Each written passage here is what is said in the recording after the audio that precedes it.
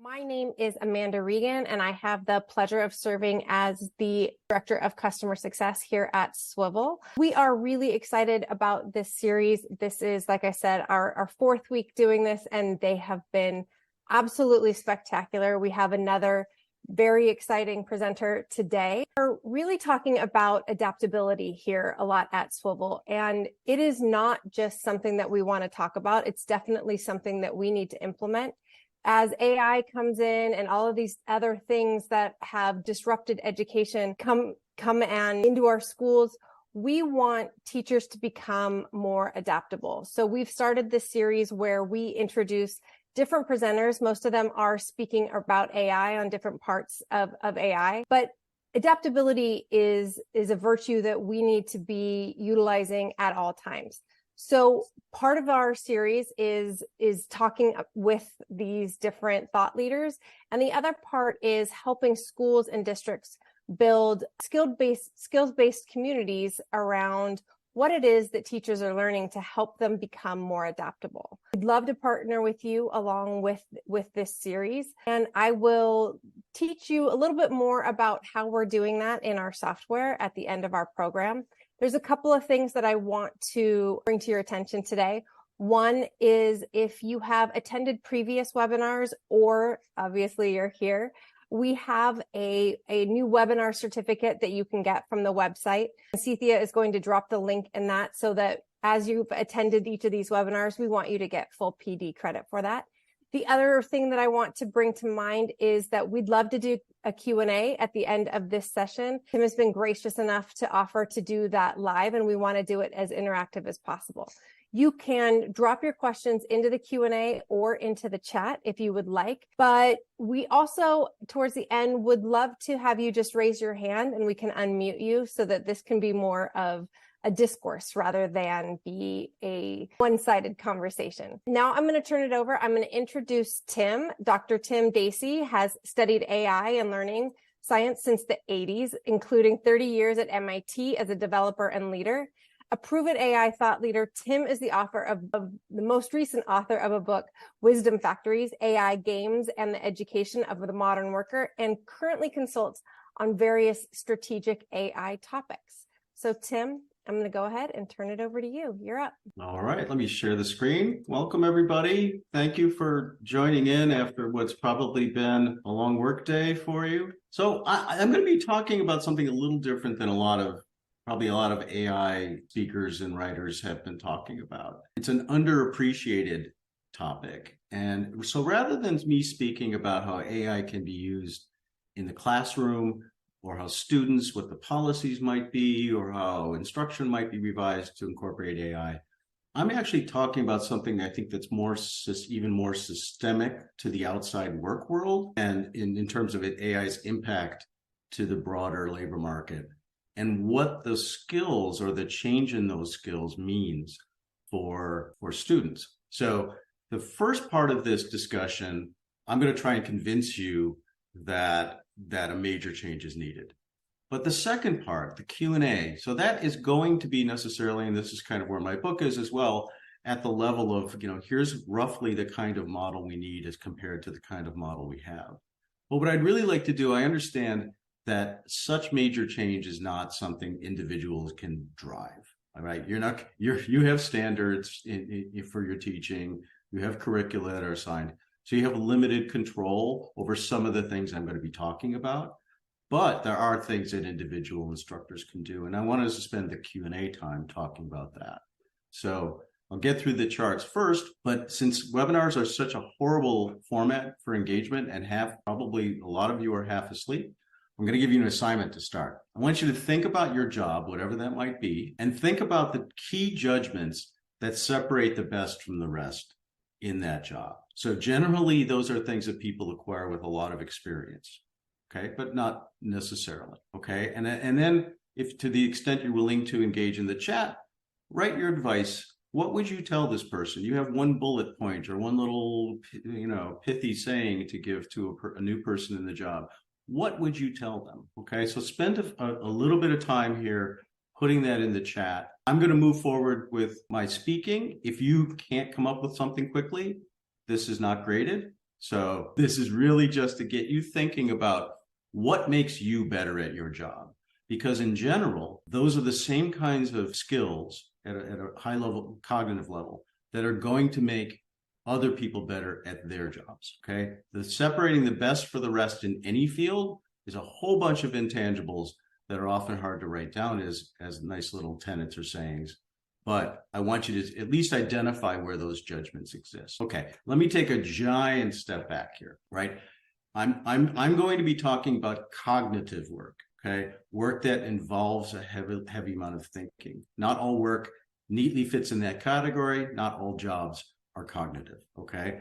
But this includes a lot of things that you may not consider cognitive that I do, right? So things like, unconscious judgments and that you make as you go about just managing a classroom, for example. That's cognitive work, even though, because you've got to anticipate all of these numerous factors, everything from the individual student, the classroom environment, the history of the class, the goals, what the activity is you're trying to intervene with, right? So those are very nuanced decisions. And back when I first started schooling, I'm ashamed to say in the 60s, a long time ago, right?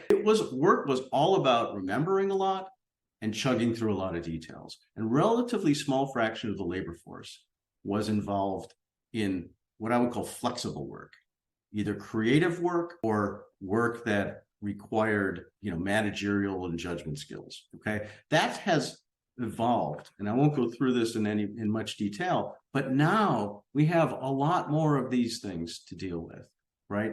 Change is fast. That's why Swivl's focus on adaptability, and it's an appropriate emphasis. Because if we don't know what future work will be, then the best we can do is set people up to be able to learn quickly, right? And to adapt.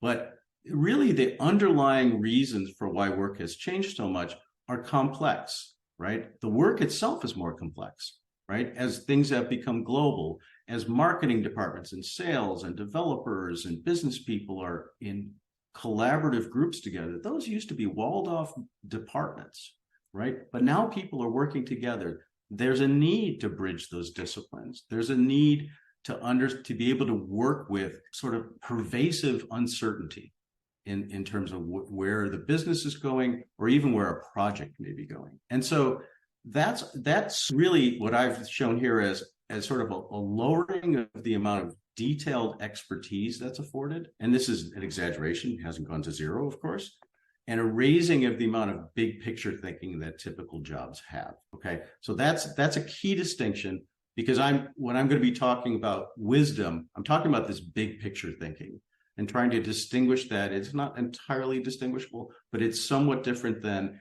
knowing a lot of detail about a field. Okay, so that's the long-term view. So now, what about AI? Well, AI, and I'm showing here sort of a general view of how many workers will interact with AI. They're going to have their own personal assistants. That's true of students, by the way, as well. And when I talk about that, I'm talking about a timeline like next year, not next decade. Okay, they're going to have AI that can assign to do detailed tasks. You're already seeing that, and many of you have already played with some of the tools available to do that. But that will be more automated ways, there will be wrappers that are appropriate for different professions to use. That's really what a lot of the startups in the AI space are working on, is rather than having ChatGPT that does everything, I'll have an education-oriented chatbot that will have appropriate safety protocols that will be tested better for factual recall and the like. And then there'll be something that I'll call orchestration, which is how do I get all these things to work together to make me and my job better?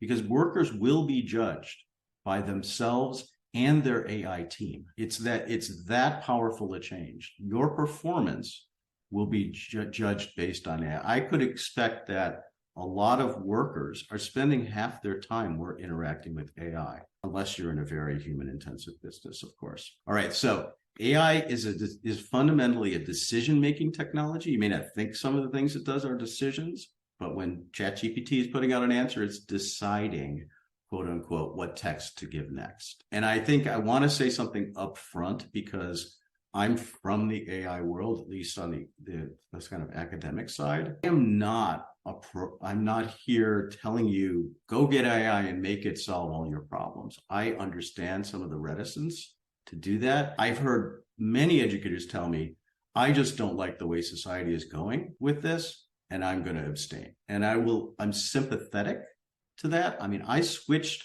out of the AI world into the education world because I felt I was more important on the other side of the equation in helping people deal with it. And I think it is moving too fast. But to be honest with you, tough noodles, because that's just the way everybody is thinking about it right now. We wish our governments to get their act together and help us, but we'll see. So the other thing I hear is it can't do X, it can't do Y, see this mistake it made, etc. It can already do, I'm kind of reminded, I don't know if you've ever seen the movie I, Robot, but there's a scene, it's a Will Smith movie. There's a scene in the movie where Will Smith talks to the main robot character. And he says, can you make a beautiful symphony? Can you create a work of art that's never been conceived before? And the robot says, can you? And so I think it's easy to compare the AI that's available to the world's accumulated intellect, right? But when we compare it to individual people, it can write better probably than 80% of the people on the planet, right? It can recall information in aggregate better than, than most experts. And it's improving at a rate that I am really not a believer that it's going to keep having these high error rates. I mean, we went from it being in the lowest 10% on the legal bar exam with the first version of ChatGPT. 5 months later, it was in the top 10% of all legal bar exam takers. It scored at 155 on an IQ test. That's equivalent to about 2 out of every 10,000 people in the world. So do I think it's mistake prone? Do I think it has problems? Do I think it needs to be critically ingested? Absolutely. But it should not be dismissed. That's the point I'm trying to make. Okay. One way I would characterize this is because now there's going to be this team surrounding everybody, and to some extent that team has existed. It's just kept information in our computers.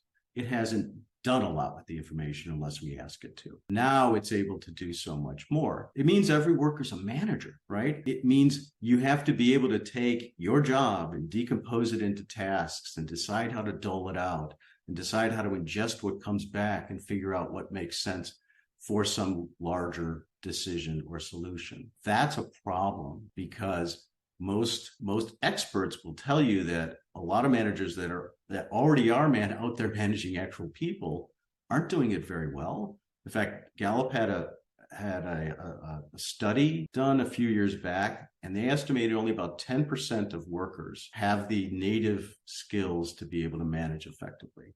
So if we're going to have everybody being managers, even if it's just that they're managing AI, which will be increasingly person-like, they're going to need to have some of these skills, these big picture skills as well. So what do we do? In the education community, there's a solution, right? And I think everybody will point to, yes, that's all of these work trends you're pointing out, Tim, are ones that 21st century skills were designed to deal with.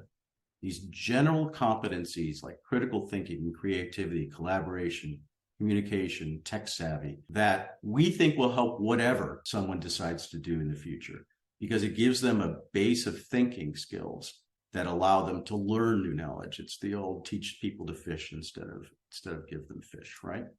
The problem is most people in education, whether at the K-12 or the higher ed level, will tell you, well, we haven't done a very good job going very far toward the 21st century skill model. Instead, what we've tried to do is paste it on top of what is otherwise a curriculum that we split up by different knowledge domains, right? We have courses in physics and chemistry and biology and et cetera in our science world. We have our history split up by different epochs or periods of or different topics. But really what 21st century skills demand is more, I'll get into more of a challenge-based approach to learning, where it's multidisciplinary, and that's something that is nearly impossible in a lot of the courses, the way the curriculum is currently designed. I'm not going to get into much. I have whole other rants on how STEM has evolved. I'm not going to get into that, except to say, and this, by the way, during the time that I was teaching in K-12, I found that science teachers were somewhat naive about, and I don't mean this generic, universally, but when I would say, we don't actually do it this way in the work world, or I've never used any of these skills you're teaching in the work world. That's a surprise to a lot of people. And I think that speaks to the need, most importantly, for a wider variety of input to the process. And again, this is probably at sort of the state standards level that I'm talking, but we'll talk later about what people can do on their own. And I think most importantly, most concerningly, we don't have to be honest, we don't have a lot of good measures for these general competencies. Right? We don't have a measure for how good somebody is at interpersonal relationships. Okay, we have IQ tests. Okay, and that's useful to some degree. And people are getting smarter as judged by IQ tests because the scores are normalized every year. But the actual underlying trend of over the last 100 years is that people are scoring higher and higher.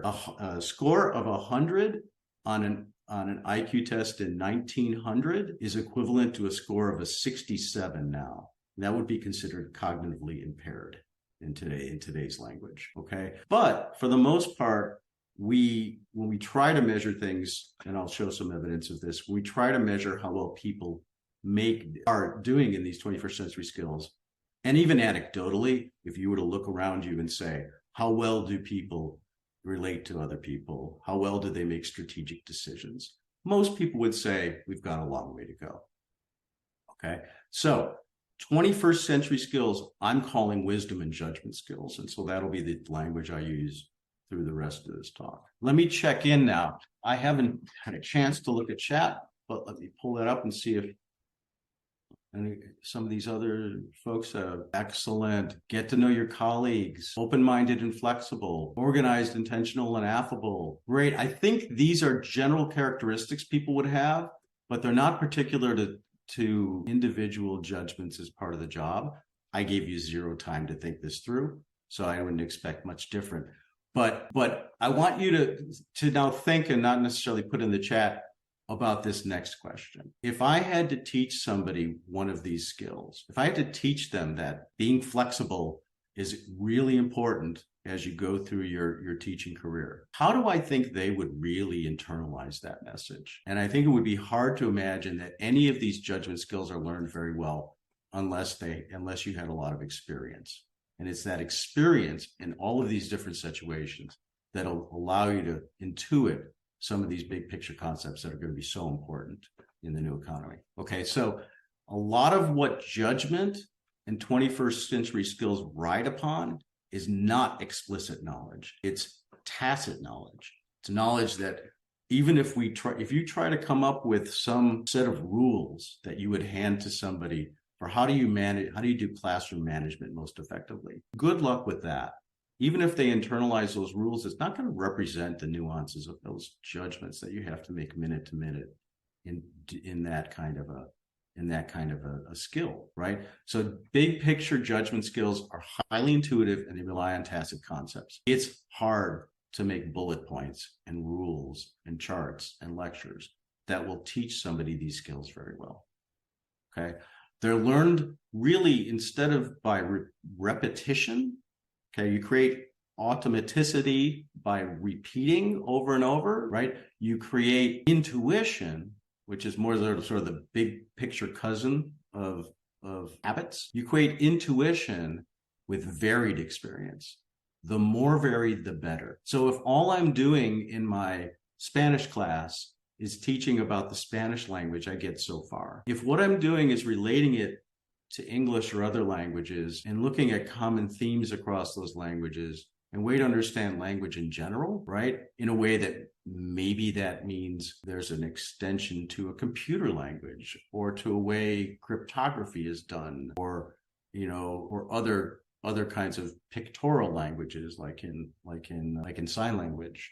So I'm not saying that's necessarily what a class would do, but the more varied someone gets in their exposure to things tangential to a domain, the more they internalize these big picture tacit concepts. And then the problem is you can't be entirely intuitive, because as I'll show you, if people are entirely intuitive, they stink by and large. I include myself in that. This is something even the judgment researchers, decision and judgment making researchers, largely in the psychology community, some in economics, will say over and over again. This is not that someone does it better than others. This is that every human being has these decision-making frailties, and that if we're aware of them, we can mitigate them.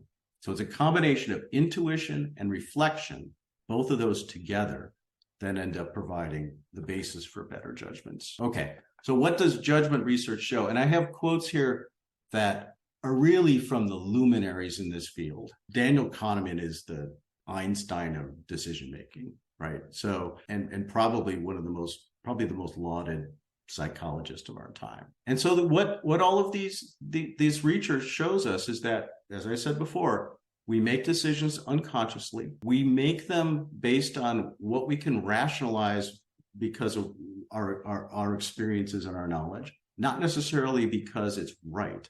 In other words, we look for a rationalization, even if that rationalization is poor. However, there was an interesting set of experiments that Phil Tetlock did at the University of Pennsylvania over like 30 decades.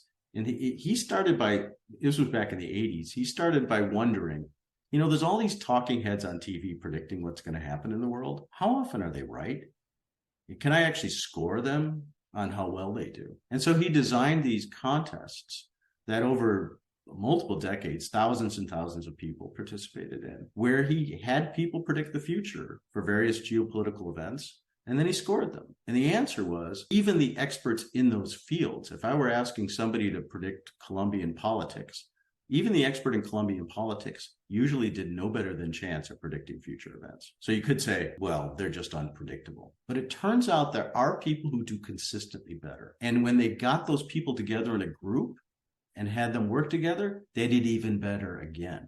So it wasn't like it turned into some bunch of ego battles. Those people have particular backgrounds and characteristics that give them this ability.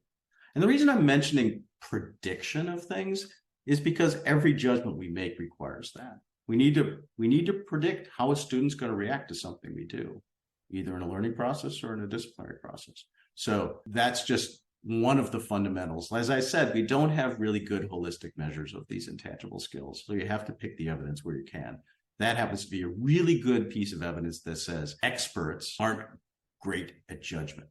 And that sets off giant alarm bells in my head, right? Because experts are what we laud in society, not general purpose folks. Some people, though, can do it better. They tend to be people that have intellectual humility, so they're willing to change their minds.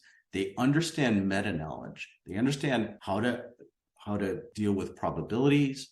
They understand how to think about processes for making decisions. And they have examples from a whole bunch of fields for how decisions go right and wrong. Okay, so what do? We've got a situation where school isn't focused on teaching these skills, at least not as big picture as I think they need to be. And the adult population isn't that good at it. The good news is we can get there. The bad news is that it really does require a systemic change, right? We want to get to individualized learning. We want to be able to get to how do you solve problems and the principles of solving problems and trade-offs and prioritization of multiple objectives and our ability to deal with uncertain information or information that we have doubt about. That's just real life.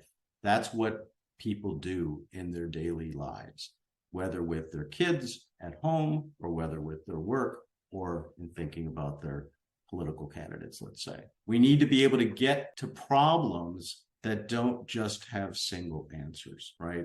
That can incorporate, that students can exercise and show a different perspective on problems and bring their own life story into those perspectives. So these things tend to happen through play, not through lecture or what I would call recipe projects. I would say the science fair kind of thing, beautiful. Each student gets their agency. They get to really own something and charge forward. I will tell you, when I talk to my now college and just out of college girls, that's what they remember from their entire K-12 experience, were those special projects. Okay. But those are great. But I think there's the important thing about that we haven't incorporated into school in a major way is play. And that's really what I'll focus on the last couple of charts here. All right. So again, these are big changes, right? This is really foundational. And certainly there are vanguard schools and vanguard classrooms that are trying to exercise a lot of these principles, but it's really hard. I can't be individualizing that easily with just me trying to deliver content and material. But with technology, you may be able to get down that path a little farther. And so some of these things are helped by technology, but a lot of them are not. A lot of them are really just philosophical changes and a decision on the part of high-level school leaders to go forward. And folks have done this. You know, in my book, I talk about a school in New York City that really made games and play central to what they've been doing. They're still teaching the same curriculum. They're still teaching to the same standards as everyone else. It's doable. It's hard. It's hard. So what am I really talking about? Let me get down to a little bit more specificity. Okay. So imagine that I had a task like this. This is just something that everybody has to do as a grown-up. In fact, everybody has to do as a student, right? I got to manage my time if I'm a student at a minimum. Okay. So how do I allocate constrained resources? Well, you know, it turns out that there are rules, there are consistent things that you will find each problem that deals with this has to consider. And the only way that you're going to learn that, the only way you're going to learn big picture skills is to put people in situations where they have to exercise big picture skills. And that means you give them problems that are multifaceted. You give them both specific problems to work on, not generic ones where you have to have, but I've got to actually solve a problem. So this was critical when I was working, I'll show you on the next slide, when I was working with adults in really generally in government, various government functions, right? We would get in a room and we would talk to them about how to solve their problems. But it was always generic. And we would talk about the decisions they had to make, but they didn't actually make the decisions in the meeting. But when we had them play a game where they actually were put in specific situations and forced to make decisions and then talk to them after the game, we got very different answers. So this is just an example of one kind of, this is a very different kind of, I can imagine a whole course organized around this. We would never see that in a school today, right? But that's when you start carving things up based on the kinds of judgments people make and the kinds of tasks people make, instead of the kinds of knowledge they accumulate, you get a very, very different kind of curriculum. Okay, so you still need knowledge. Okay, that's absolutely true. But you don't necessarily need all the details so I would call it on-domain knowledge, right? Almost every task I got as a worker was somewhat novel, and I was a little bit naive almost all the time. And so, you know what happens? You look it up. And so, you go get the knowledge as you need it. You don't pile up the knowledge for someday, right? When I was learning a new computer coding language, I didn't read the manual. What I did is the first thing I did is I said, who's the best coder in the organization? I want to look at his code, or her, generally his at least when I was doing coding.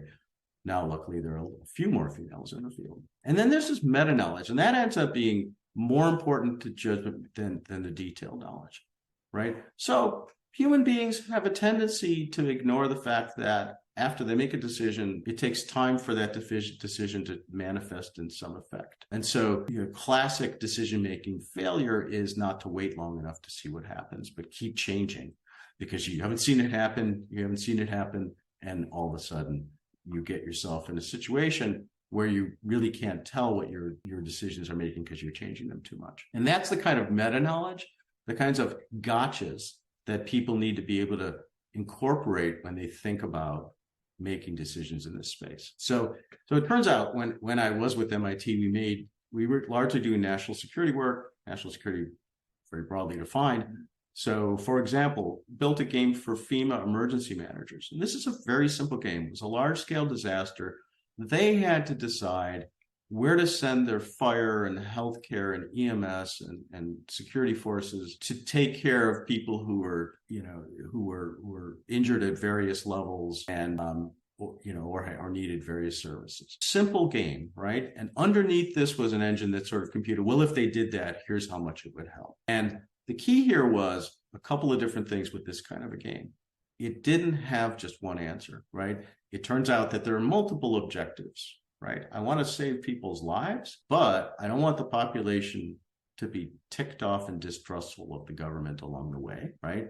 So that may affect if I go and get the most injured people and put all my resources toward the 1% of people who are most injured, and I ignore the 99% who are mildly injured, for example. And so people came out of these experiences. We did this, by the way. I was in AI development groups. We did this to try and understand what automation would help their decision-making. They came out of it going, oh my God, I understand my job better now. Because they would have to wait decades, maybe never, to see the situations that they were posed with in the game. So this just fills a gap. It fills a gap when you don't have opportunity to get experience, right? And if getting feedback from an experience is too complicated for just a teacher or a human being to deliver.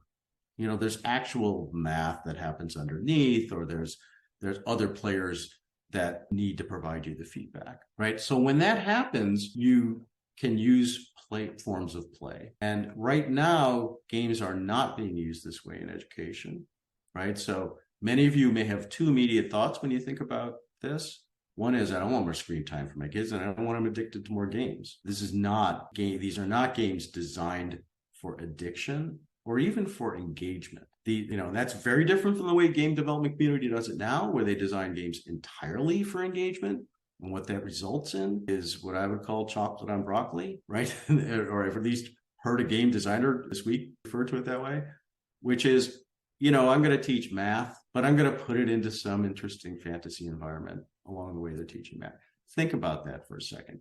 Do kids on a playground play a game because they want to learn detailed knowledge? Or do they play a game because they want to imagine a situation and then decide in it?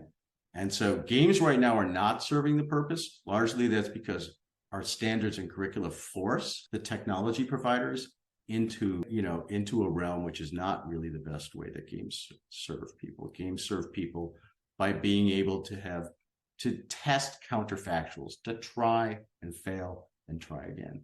But they work most effectively when they're big, multidimensional kinds of problems. Now, it turns out there's a lot of work going into making games very easy to build and design. And already, as a non-coder, you can go in and build games on certain sites. It's still a little bit too complicated for the average professional, but I think we're going to be getting to a point where games are designed using AI. And I think that's a year, maybe no more, away from seeing that. So there will be an ability to start to proliferate these things as learning tools. All right. So that was a really, really big perspective and point of view. If you want to go deeper, a lot of the book is really focused on rationalizing what I just said, a little more depth. So there's a book, it's out in all the usual places you find books. If you prefer it, there's not an audio book version, but I've done a whole bunch of podcasts and certainly if you want to hear other perspectives, each of those goes into really a little bit different aspect of what I've been talking about. So you can find that at my website. So let's spend the rest of the time talking about something more tangible, right? If this is the long-term path, okay, and I'd like to see if you even agree with that, that may be this place to start with Q&A. What can you do if you don't control the curriculum? You may have a little sliver of this world that you can affect. Well, what can you do? And here are just some ideas that I have. I'll just pull out a couple of them. Games don't have to be computerized. They don't have to be code. They can be whiteboards and board games and little exercises in the classroom. And I've asked ChatGPT specifically to help me design some of those for specific learning objectives. It's completely doable, and I find it does a reasonably good job. You do have to understand, and just like anything else you use AI for, you have to be specific and give it as much information as you can in order for it to get the right answer out. But it can be done, and I think already you will probably find some prompts online if you were to search that would help you do that. Real life challenges matter so much. Please don't start with detail, right? Start with what is it that this, now most teachers intuitively know this and do this well. The best do it well. But unfortunately, that's just not the norm in most classes. Most classes start with, here's a detail. We'll get to the good stuff later on. Okay. Start with the good stuff. In fact, there's a lot of evidence showing that if you give them final test up front and let them struggle with it a little bit and then take it away and say, this is what I'm going to teach you, they learn everything better than they would have if they weren't shown the hard problems first. It's what some people call productive struggle. That productive struggle is really critical in building these big picture skills. Analogies and metaphors are a great way to build bridges between concepts in very, very disparate fields. The more topical breadth that you bring to talk about concepts, the more that'll sink in. So, for example, I'm just making this up. Let's say I was studying electricity and magnetism in my science course. Well, I may want to hook up with a literature professor or teacher who's talking about love, right?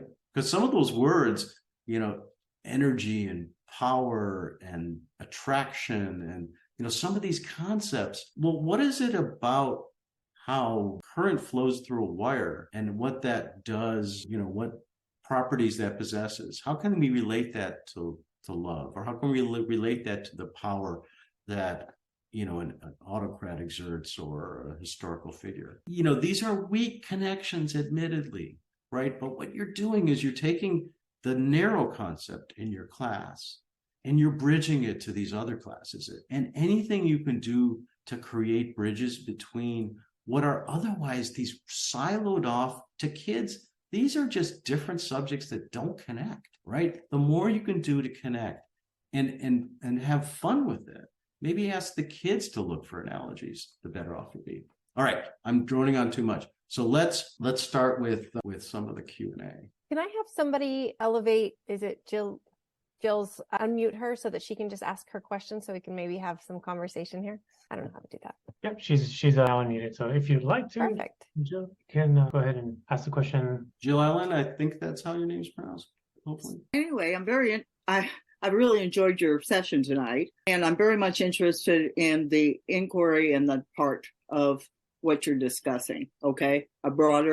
A big picture. You started talking about games, and for a beginning teacher wanting to add more games or make a bigger connection with that, what would you suggest in the AI world? Or just besides, like I do agree totally with the non-technology games or whiteboard or Post-it notes or any of those kinds of things that you can use. But is there any other games that you suggest to start with? Here's what I would say. I'm not really that literate and haven't spent much time searching through the existing game libraries that many in the ed tech community put out. So, I may gain a general characterization of what I've seen it's sort of still focusing on trying to deliver detailed information. I actually think that just using your favorite large language model and iterating a bit on a good exercise for, I was going through and using it to help me brainstorm a new course design the other day and asked it to put my lessons and the lesson progression together with having frequent use of games in mind, and then asked it to start fleshing out a few of those games.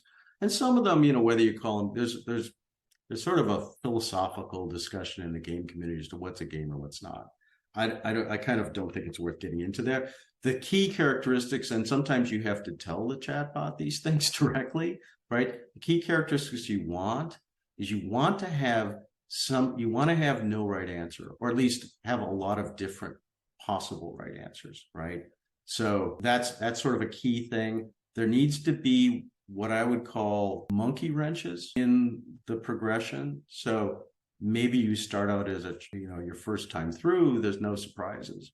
But surprises scenario is when people have to stop and think. And, over and over, it's if when they see something novel and different that they go, huh, okay. So that variation in scenario, it's because it's really a progressive format. You start at something that's very easy that everybody can do, and you move up and progress.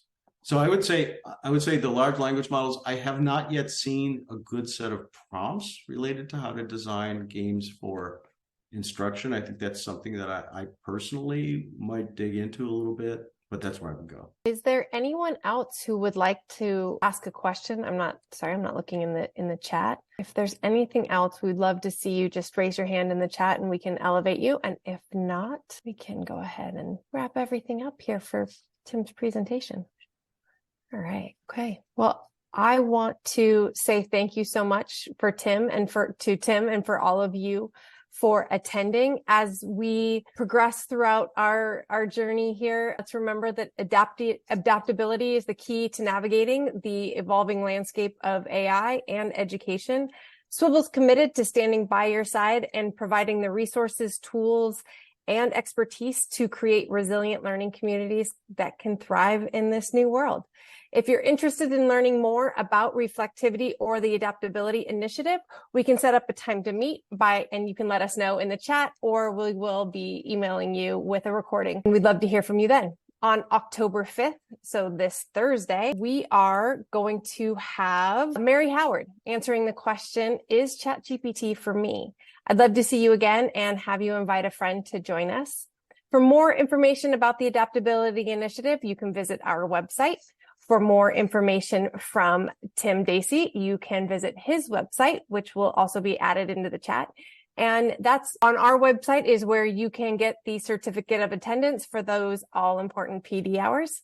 Now, for those of you who would like to stay and learn more about reflectivity, I'm going to go over and do that demo now. For those of you who would like to leave, you absolutely have the ability to do that. I want to say thank you again to Tim for all of his presentation. I've learned a lot about how we approach AI holistically and asking those big picture questions. During your presentation, I did a little bit of poking around on ChatGPT as well, just to kind of explore what you were saying a little bit more. So thank you again. We look forward to seeing each and every one of you on Thursday. All right.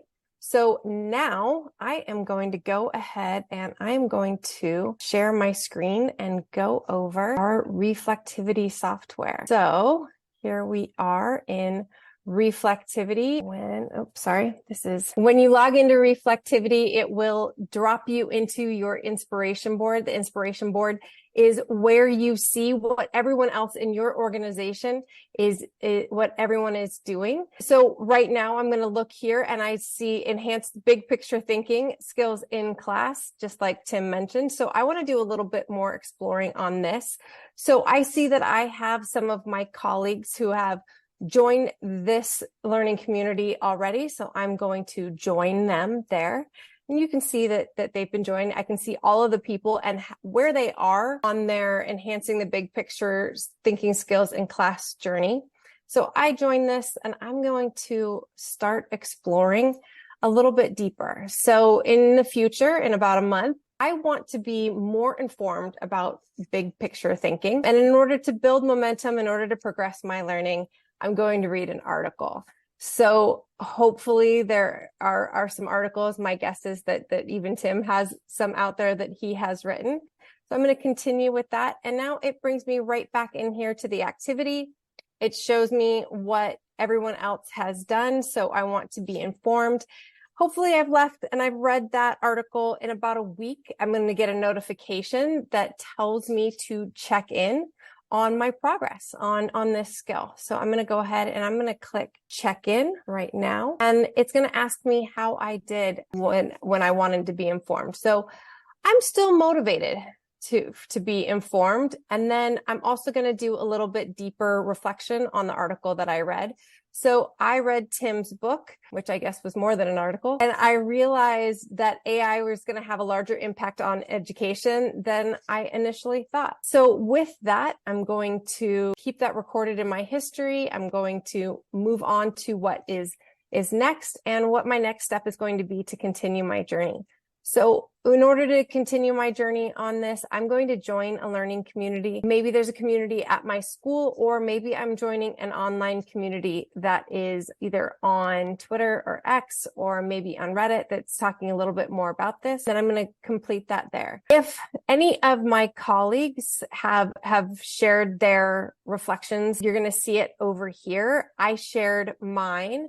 So you can see that it's posted here, and then other people have added some discussion to that conversation, provided some feedback on my reflection, and that's what you're going to see here. All right, so I'm going to go ahead and I'm going to close that out. And that's really like the first week of your journey in reflectivity. It's there to guide you through developing the skills and things that are most interesting to you, to help you grow in your adaptability journey. If you want to learn more about reflectivity, you can go ahead and scan that QR code, or you can go to swivl.com/reflectivity to learn a little bit more.